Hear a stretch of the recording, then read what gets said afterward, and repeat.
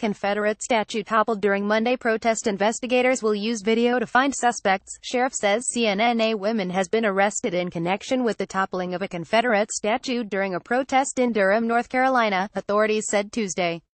Durham County Sheriff Mike Andrews said officers are executing search warrants and expect to make an additional arrest in the case using video shot at the scene. Takia Fatima Thompson, 22, was charged with 2 felonies: participation in a riot with property damage in excess of $1,500 and inciting others to riot, and 2 misdemeanors: disorderly conduct by injury to a statue and damage to property, the sheriff's office said. She was held on $10,000 bond. In a statement, the Workers' World Party said Thompson was a member of the group and a student at North Carolina Central University who climbed to the top of the statue to tie a rope around its neck before the crowd tore it down. "If the people decide they want to remove such a statue, that should be their right," Workers' World Party member Cassima Weidman said in the statement. The group also asked that charges be dropped. The statue was pulled down during a Monday protest in Durham to show solidarity with anti-racist activists in Charlottesville, Virginia. From New York to Indiana to California, numerous demonstrations have been organized since Saturday, when Heather Heyer was killed in Charlottesville while counter-protesting a white nationalist rally. Many demonstrators connected with each other through public Facebook events. As protesters gathered at the old Durham County Courthouse around a Confederate soldiers' monument, one person climbed a ladder and tied a rope to the top of the statue as the crowd chanted, "We are the revolution." Protesters pulled the rope and erupted in cheers as the statue fell onto the ground. Several people ran up to the mangled statue, kicking it and spitting on it. The statue, dedicated in 1924, depicts a soldier holding a gun on top of a concrete pillar.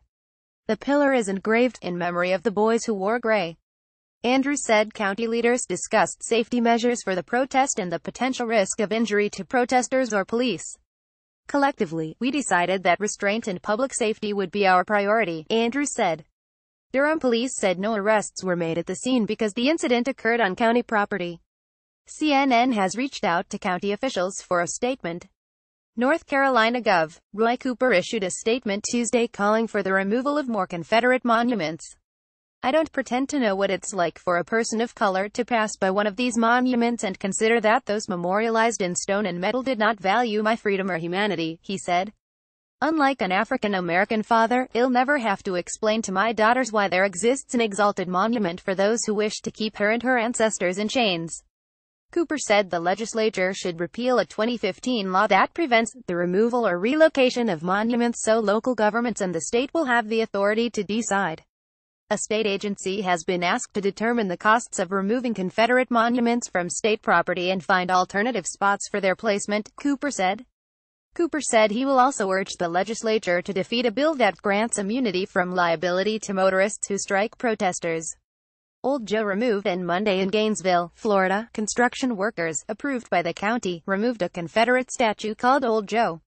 The statue sat outside the Alachua County Administration Building for over 100 years. The statue, unveiled in 1909, depicts a soldier known as Old Joe standing with his gun in his hands. For the past 2 years, Alachua County has been in the process of removing Old Joe and figuring out a place to relocate it. Back in May 2017, Alachua County Board of Commissioners made the decision to remove the statue, stating that they didn't think the current location in front of the Alachua County Administrative Building wasn't an appropriate place for the statue since it's a busy public area. Mark Sexton, a county spokesperson, told CNN, finding an organization to take the monument held up the process of removal. 2 organizations turned down the board's offer of receiving Old Joe before the United Daughters of the Confederacy agreed to relocate it. CNN's Jeremy Grisham and Tina Burnside contributed to this report.